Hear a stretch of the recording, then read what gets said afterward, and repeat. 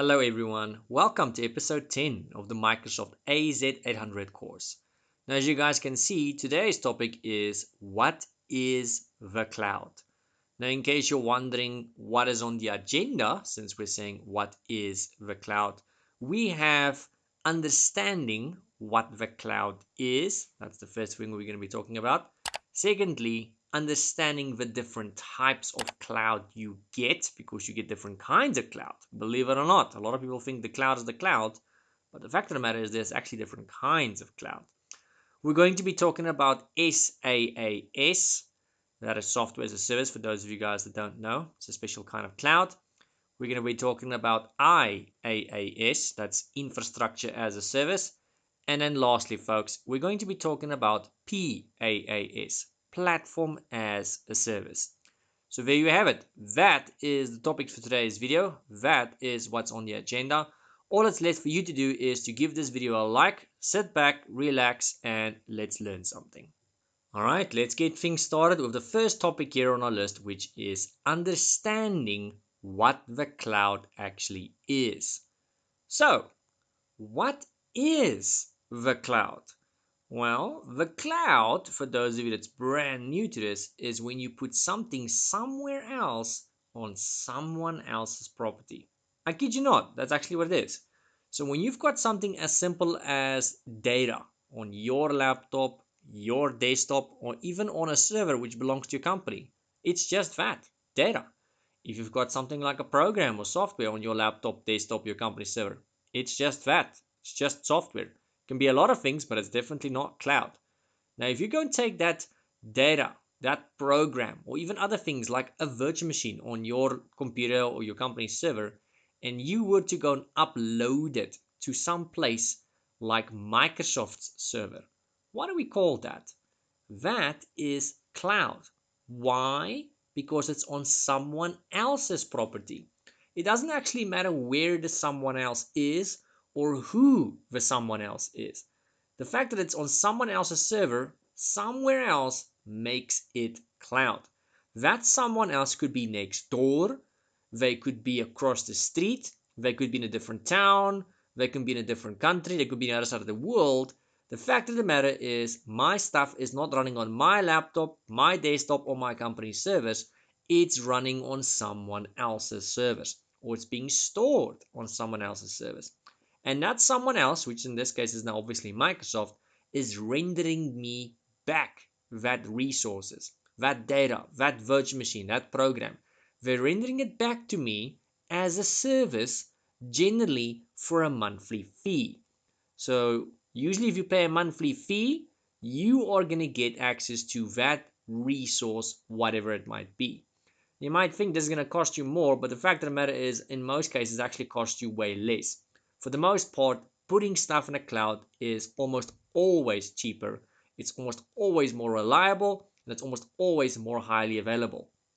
The list of benefits effectively just keeps going on and on and on, and we can actually talk about it all day. It's a very long list of benefits, it really is. Now, I really hope that clarifies a little bit for you guys. Hopefully now you know what it is when someone says my stuff is in the cloud, or when we talk about the cloud. So now you know what the cloud is. Now let's take a look at the second topic we had on that agenda list of ours, which is understanding the different types of cloud you actually get. So we know the cloud is putting something somewhere else on someone else's property. But what is the different types of clouds you get? So yes, you get different types, and believe it or not, you actually get subcategories within these types I'm about to give you guys. So what is the first type we get? It is private cloud. So the very first type of cloud you get is private cloud. You also get something called public cloud, which is actually the most common one and the one you guys are most likely to be able to use. And then lastly, folks, you get something called hybrid cloud. That is the three main types of cloud you get: private cloud, public cloud, and hybrid cloud. So we're going to discuss each of these briefly individually. So I think let's look at the first one there on the list, being private cloud. The private cloud is defined as computing services offered either over the internet or a private internal network and only to select users instead of the general public. It's also sometimes called internal or corporate cloud. For those of you that don't know, that actually is something most people don't know. Private cloud computing gives businesses many of the benefits of a public cloud, including self-service, scalability, elasticity, with the additional control and customization available from dedicated resources over a computing infrastructure hosted on premises. In addition, private clouds deliver a high level of security and privacy through both company firewalls and internal hosting to ensure operations and sensitive data are not accessible to third-party providers. One drawback, though, is that the company's IT department is held responsible for the cost and accountability of managing the private cloud. So private clouds require the same staffing, management, and maintenance expenses as traditional data center ownership. Now looking at the next one on our list here, which is public cloud. That is very much what I explained to you guys earlier when I was explaining what the cloud actually is. Because most people actually use public cloud. That is the most common kind of cloud you get. It's what most people actually use. So that is the concept of what we explained earlier, where everything is somewhere else on someone else's property, like Microsoft. It's obviously not limited to Microsoft. I'm simply just using them as an example. So within public cloud, you actually get different categories as well, which we'll get to in just a moment. As long as you know with public cloud, everything is somewhere else. It's someone else's responsibility. So there's pros and cons. I mean, public cloud is not as secure as private cloud. That does not mean it's unsecure. So don't get me wrong. Public cloud is most certainly very secure. But if you have to do a comparison between public and private cloud is normally seen as a little bit more secure versus public cloud. Now, one of the main benefits I like about public cloud is what I just said. It becomes someone else's problem. So it's running on their server, so maintenance, backing up, and all that for the most part is going to become someone else's problem, depending on what kind of public cloud you're using and what you're using in the public cloud. Now, looking at the last one on our list here, which is hybrid cloud. Whenever you guys see the word hybrid, it normally means a combination of something. In this case, it's a combination of the first two we just mentioned, private and public. So hybrid is when some of the stuff is in fact on someone else's property, like public, but also you have some of it on premises. So it's a combination of the two. So you get many kinds of a hybrid cloud, and this could even be something as simple as your SharePoint. Now, I'm not saying this is SharePoint. I'm just saying SharePoint would be a good example of hybrid. Because with SharePoint, you can go and do something called hybrid SharePoint, which means you've got it on premises, and at the same time, you can have SharePoint in the cloud, and the two could essentially be synchronized. You can do the same thing with Active Directory, hybrid Active Directory. You can do the same thing with Exchange if needed. So all of those are examples of where hybrid technology is possible with things in the cloud. So using hybrid cloud simply means you've got some stuff on premises, you've got some stuff in the cloud, and the two are for the most part linked with one another and probably synchronized with one another to a certain extent. So that, folks, is the main differences between private cloud, public cloud, and hybrid cloud. I hope that makes a little bit more sense for you guys. So let's move on to our next big topic, which we had on our agenda earlier, which is SaaS, or should I say software as a service. Now, what is software as a service? That is when you've got software, simply software now, not nothing else, specifically software on someone else's property somewhere else. So any software you would normally have installed on your laptop, your desktop, or your server, it'll just be that, just software or just an application. But if you go and install it somewhere else, it's installed somewhere else, it's running somewhere else, and it's being rendered back to you as a service, usually for a monthly fee. That is software as a service. So a good example of this will be Microsoft 365 stuff. So depending on what license or subscription you have, you could potentially have the ability to go and open random stuff like Word, Excel, PowerPoint, Outlook, and you can do that via a web browser. So let me give you guys a demo of that. I'm going to open my web browser for you guys. Here we go. This is my browser. And in this browser of mine, you will see I am now logged on to my Office 365 portal. Not any admin portals, just normal Office 365 portal. And as you can see on the left hand side here, I've got a bunch of tiles. Now whether you see these tiles depends on your subscription / license. So if you've got the right license assigned to you, you would potentially have software as a service, which means I have the ability to open a program over the internet in something like a web browser without necessarily having it installed on my computer. Now I'm going to give you guys the example of this one here, which is Word. Coincidentally, I really do have Office installed in this machine, which I'm using for this demo, but that's besides the point. It's completely irrelevant. It doesn't matter whether you've got Office installed in your machine or not. So if you, for example, don't have any Office installed, no Word, no Excel, no nothing, I can go into my browser. I can go to something like Word. Let's go click on that.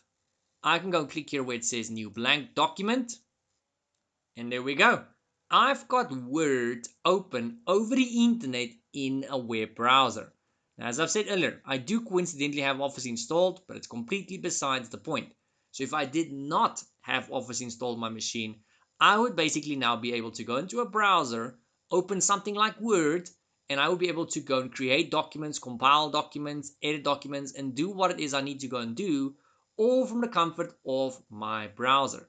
So there's many pros and cons to this. One of the main benefits here is if I've got a thin client machine, which has got very limited hard drive space, it can maybe not run this Office because of RAM restrictions, CPU restrictions, or whatever restrictions. That is a no-brainer because this is running over the internet. As long as you've got a screen and as long as you've got an internet connection, you're good to go. That's all you need. You can basically have the oldest computer and the slowest computer known to man. As long as you've got a screen and a computer, you're good to go. You can run that software that you want to run over the internet. Now, this concept of software as a service is not limited to Microsoft. It is most certainly not limited to Office 365 and Microsoft. There's many other softwares in Microsoft. There's many third-party softwares out there that is seen as software as a service. As long as it's on someone else's property, and as long as it's being accessed over the internet and rendered back to you for a monthly fee or some sort of service fee, that essentially is software as a service. So hopefully this helps explain software as a service. Hopefully it makes more sense to you guys. So let's move on to our next topic, which is infrastructure as a service, or IaaS. Now both software as a service as well as IaaS, which we've explained, both of those is examples of public cloud. So software as a service, infrastructure as a service, and platform as a service, all three of those which we guys saw on my initial agenda list, all three of them fall into the category of public cloud. Subcategory, if you will. So you can go and call it the subcategory of public cloud. So the three main types will be private cloud, public cloud, and hybrid cloud. And within each of those, like public cloud, you get, for example, software, infrastructure, and public as a service. All three of those. So all three of those, it doesn't matter which one you use. They're somewhere else, completely somewhere else, on someone else's property. And whatever is about, it's rendered back to you as a service. So we were just discussing software as a service. Let's look at our next one here, which is infrastructure as a service. So what is infrastructure? I think let's first discuss that before we can explain what infrastructure as a service is. So infrastructure would probably be something like a virtual machine. I'm going to try and keep this as simple as I possibly can to make this easy to understand and easy to digest. So infrastructure on premises will probably be something like a good old-fashioned virtual machine. So if you were to have Hyper-V on your laptop, your desktop, or your company server, and maybe it's got Hyper-V on it, and maybe it's got virtual machines on it, that, my friends, is infrastructure, those virtual machines. So I think with that said, let me open Hyper-V here for you guys. There we go. So I've got a bunch of virtual machines there, if you guys can see. We're not going to start them up. That's besides the point. Those are the exact same virtual machines I've been using in earlier lessons in this specific course. So those virtual machines is an example of infrastructure. Not infrastructure as a service, just infrastructure. So if I were to go and take one of these virtual machines and upload it to the cloud, like Azure, you can do that by uploading the VHD file. That's the hard drive. So if I were to go and upload that to the cloud, or even go and create it from scratch in the cloud onto Microsoft Azure's portal, what do we call that? Now that is infrastructure as a service. If it was running on my laptop, desktop, or server, it's just infrastructure. But as soon as it's on Microsoft servers, it's now using their RAM, so it's utilizing their memory, utilizing their CPU cycles, it's occupying space on their hard drives, and they're rendering that virtual machine back to me as a service. So it's still infrastructure, but it's not running on my resources, it's running on Microsoft's resources, whoever your cloud provider might be. And the fact that they're running on their resources and that's being rendered back to me as a service makes it infrastructure as a service. So hopefully that makes more sense to you guys. But if it still doesn't make sense, let's go here to my Azure portals. We've shown you guys Hyper-V. Hyper-V is on premises. In other words, it's on my property. That's just infrastructure. But here I am on the Microsoft Azure portal. And if I were to go to virtual machines here or in the navigation pane there, or I can go on a search, it doesn't really matter. We're still going to get to this later in the course. Let's just go to virtual machines. I can now go and create a virtual machine from scratch, which is what I've done here. Or you can go and upload a virtual machine. Either way, these virtual machines that I've got right here, right now, these ones are infrastructure as a service. Infrastructure, but it's not running on my machine, it's running on Microsoft servers. And it's going to occupy their RAM, CPU, and hard drive space once I click on start. So the moment if I go here now, you can see it's not turned on yet, so just give it a second, it's still loading. It says it stopped. If I were to go click here on start, this virtual machine would essentially go and take some resources from Microsoft server. That is infrastructure as a service. Hopefully that makes more sense for you guys. The fact that you've seen a practical example, which leaves us with our last and our third public form of cloud, which is platform as a service. Now, what is platform as a service? This is when someone else, in this case probably Microsoft, has done most of the work for you for something. So I'm going to give you guys a real life scenario, and I've given this before in some of my other courses on this channel. If you were to go and walk into something as simple as a grocery outlet, a grocery store, your local supermarket, and let's say you go to the frozen veggie section. You get lots of sections of food and stuff. So if you go to frozen veggie section and you go and get yourself one of those frozen bags of veggies, sometimes it's like in a bucket, sometimes it's in a bag. I think in most countries it comes normally forth in a bag of some kind. So those bags of frozen veggies, they're generally pre-mixed, pre-sliced, pre-diced, and pre-frozen, and well, most of the work has been done. That's the point here. All you need to go and do now is take that bag of frozen veggies, buy it, take it home, and go and cook it. It's up to you how you want to go and cook it. So let's say it's something as simple as throwing it in a pot with water. Boil it. There you go. So you still had to go and do some work there, not nothing. You still had to do something. But the amount of work you had to go and do versus what you could have gone and done is minimal. That is an example of platform as a service. Another one would be if you go into that exact same store, and instead of buying frozen veggies, you go to that section of the store that's got pre-made meals.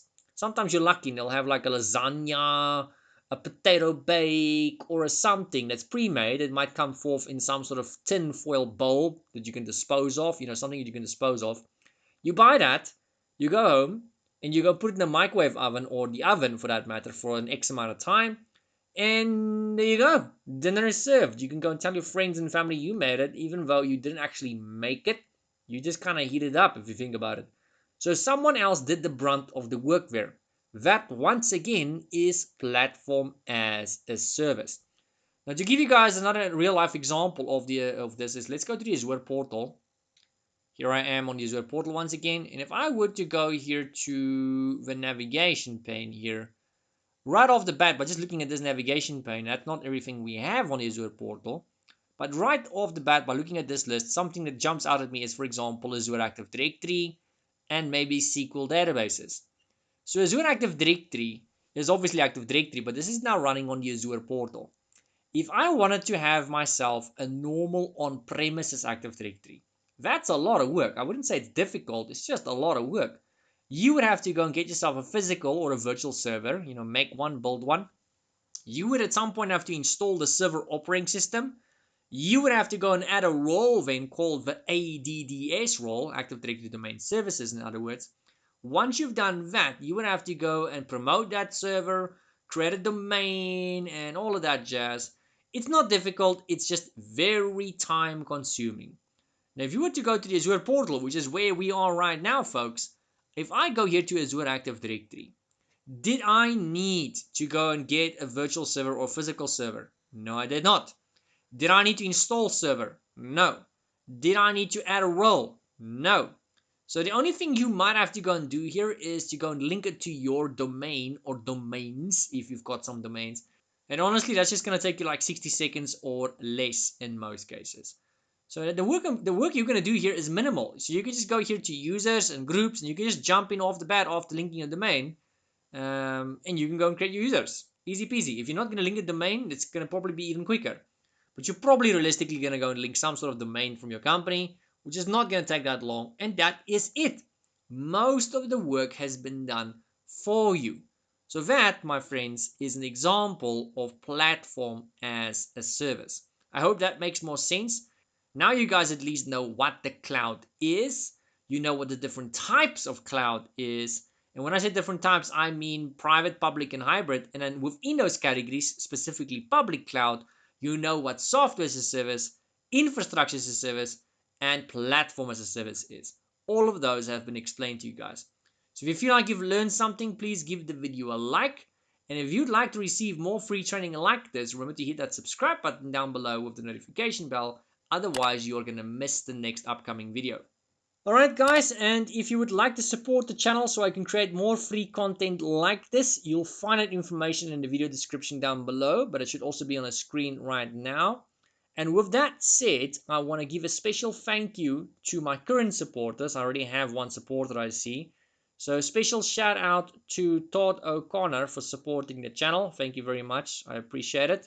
Alright guys, I will see you on the next lesson of the Microsoft AZ-800 course. Have a nice one.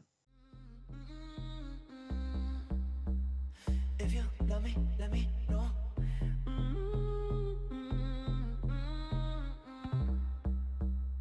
If you don't, then let me.